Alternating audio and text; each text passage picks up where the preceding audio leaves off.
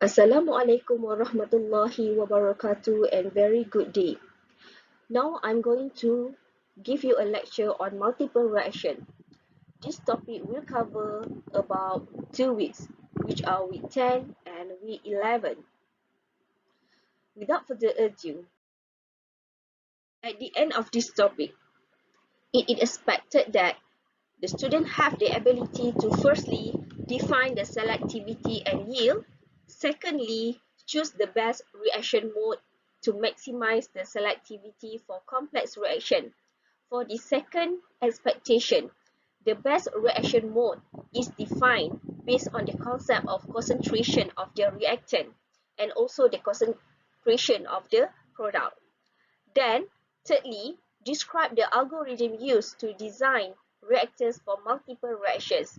You are not only limited your knowledge on the single reaction, but reality, most of the processes occur in the multiple reactions. So, by using the reality concept, you need to have the knowledge how to design your reactor to comply with multiple reactions. And finally, have the ability to determine the reactor size for highest selectivity of multiple reactions. What is multiple reactions? In real industrial application, most of the chemical reaction processes involve with multiple reaction. Seldom and only single reaction occurs in a chemical reactor. Typically, multiple reaction will occur desired and undesired products. The desired product is the main product, whilst the undesired product is the side or byproduct produced from the chemical reaction process. The key factors that is economic success of a chemical plant based on minimizing the undesired side reactions that occur along with the desired reaction. This topic discusses on the reactor selection for multiple reactions. And this topic also provides on the discussion on the general mole balances for multiple reactions. The sequences of topic is managed by the following description. First, we need to have the ability to describe the four basic types of multiple reactions involved, which are series, parallel, independent, and complex reaction. Secondly, based on the different type of multiple reaction, we need to define the selectivity parameter involved. Thirdly, have the ability to discuss how selectivity can be used to minimize the unwanted side reactions.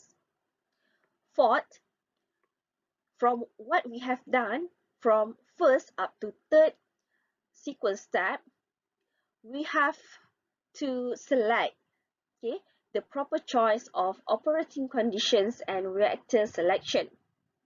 Fifth, develop the algorithm to solve reaction engineering problems for multiple reactions.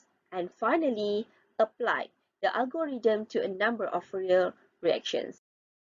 Type of reactions.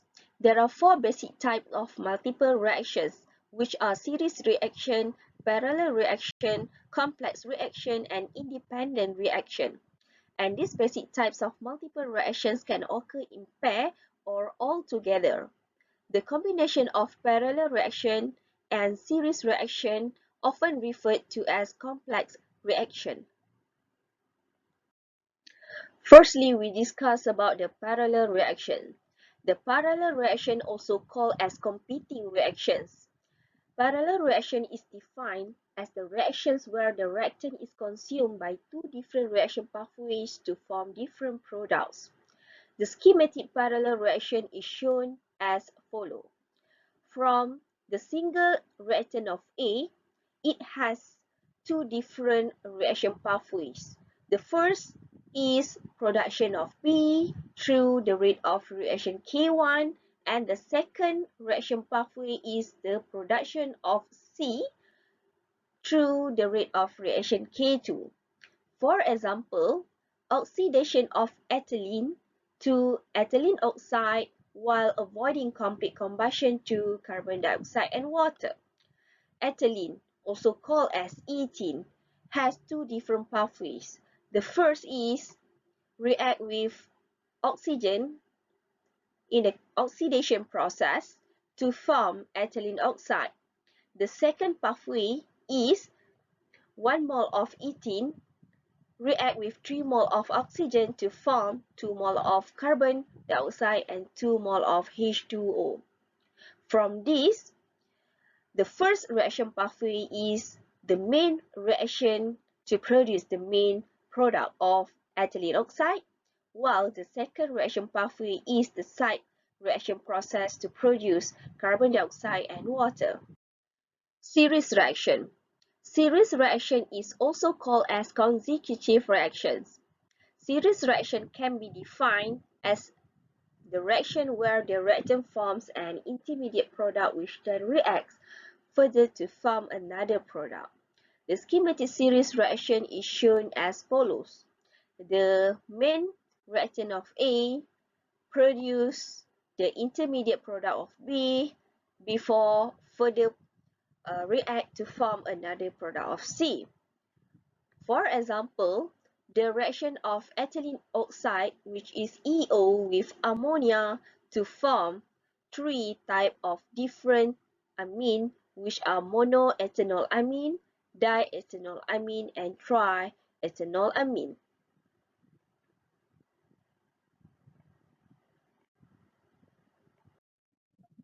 Complex reaction.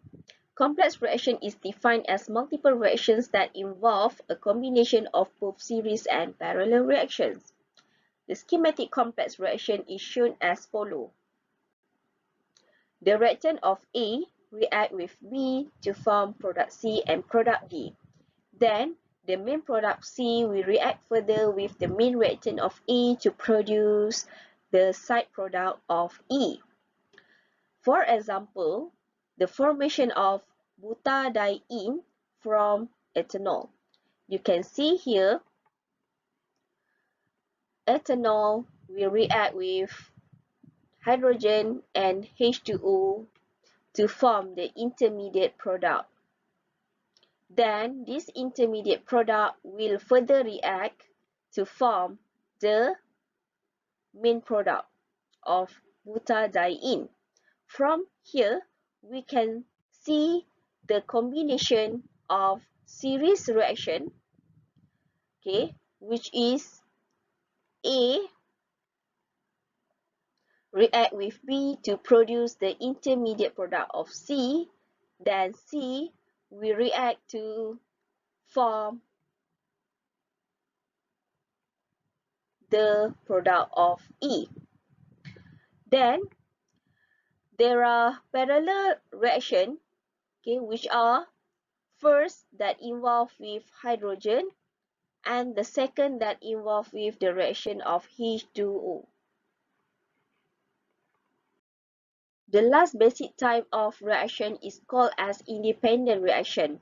Independent reaction is defined as reactions that occur at the same time but neither the products nor reactants react with themselves or one another. Schematic independent reaction is shown below.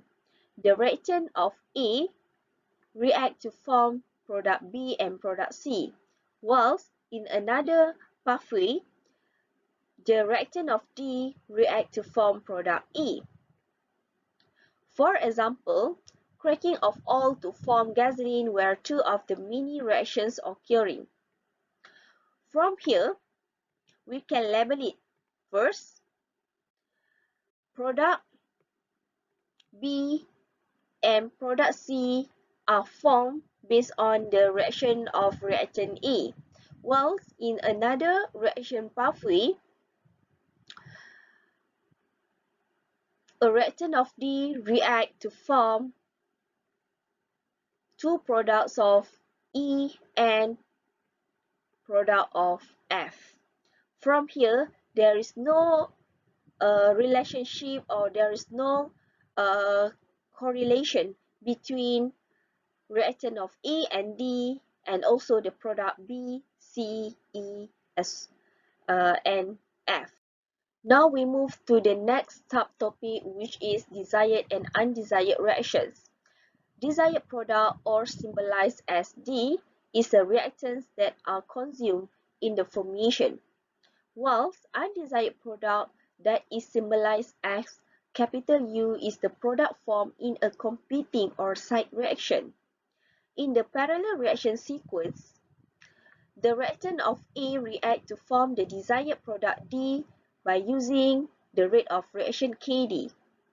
By using the same reactant of A, it will react to form the undesired product of U using rate of reaction Ku. In series reaction sequence, the rate of reactant A react to form desired product of D via rate of reaction Kd, and this desired product will further react to form undesired product U via Ku.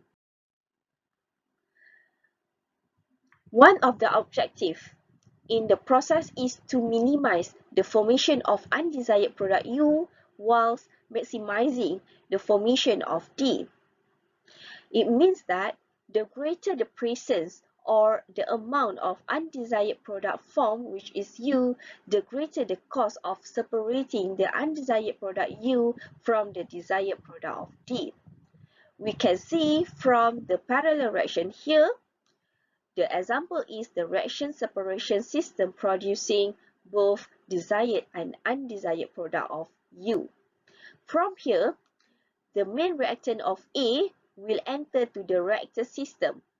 In the reactor system, the reaction process is occur, and it will result to the formation of desired product and undesired product. In order to ensure that it fulfill the objective of producing the desired product, we need to install or to add on the separator in order to separate between the desired product and also undesired product. And this step involved with high energy and very high cost. So the objective is to maximize the desired product and minimize the undesired product. And this shall produce the high amount of D rather. The economic incentive schemes are summarized as follows. The highly efficient and costly reactor schemes is involved when very little of undesired product U is formed in the reactor. Then, the cost of the separation process could be quite low. In other way, inefficient and inexpensive reactor scheme will involve for the formation of the substantial amount of U, and this will also contribute to the quite high of the cost of the separation system. Normally, as the cost of the reactor system increase in an attempt to minimize undesired product U, it means that the cost of separating species U from D will decrease, and this can be shown as figure 6-2. Selectivity.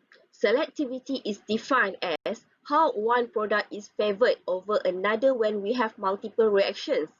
We can quantify the formation of desired product of D with respect to undesired product of U by defining the selectivity and yield of the system. There are two types of selectivity. The first is instantaneous selectivity and second is overall selectivity. The instantaneous selectivity of desired product of D with respect to undesired product of U is the ratio of the rate of formation of D to the rate of formation of U. And this is described by equation 6-1, page number 307. Another definition of selectivity used in the current literature is overall selectivity, and there is a cap taught to the SDU is given in terms of the flow rate leaving the reactor.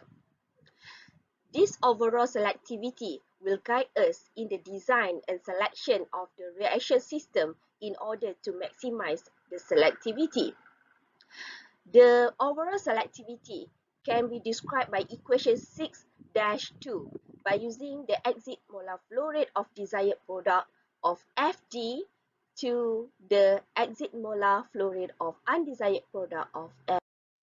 For the batch reactor, the overall selectivity is different as compared to the flow reactor because the overall selectivity given in terms of the numbers of mole of desired product of D to the undesired product of U at the end of the reaction time.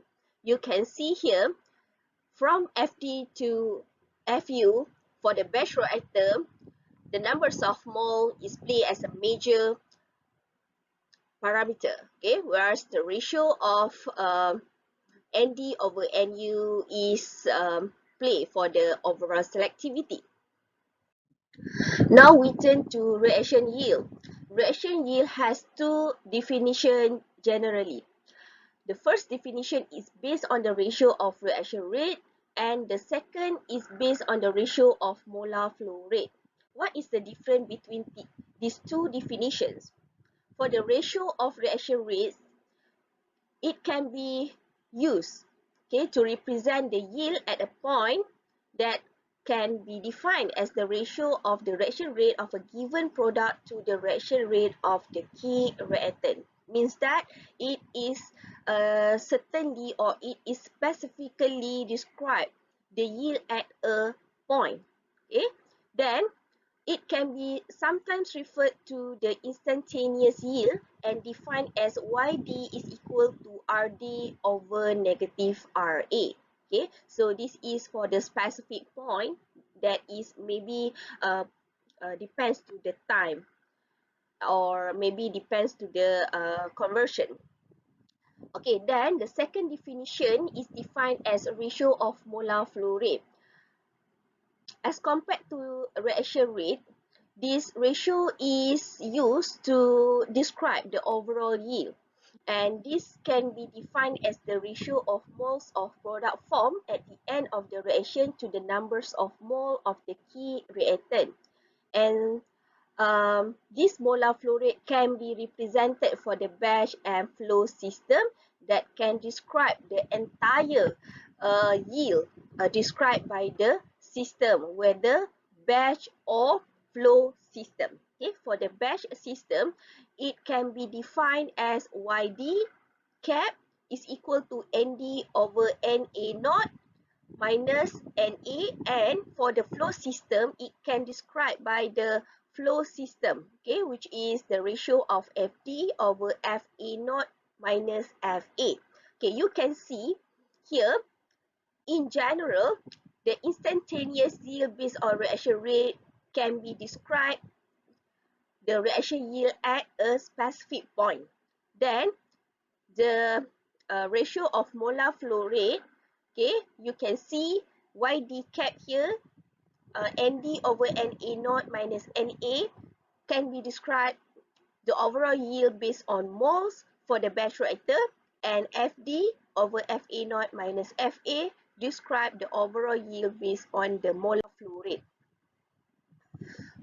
Okay, for CSTR, the instantaneous yield YD and the overall yield YD cap are identical.